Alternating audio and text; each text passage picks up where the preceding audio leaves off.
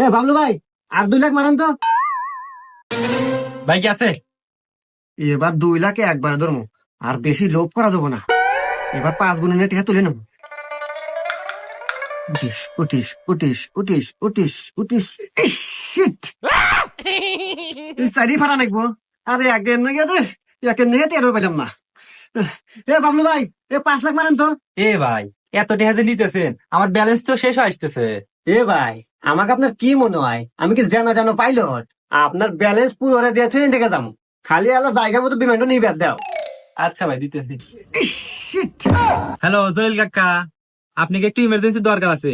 আপনার ফল আমার দোকানে আছে, একটু তাড়াতাড়ি আসেন।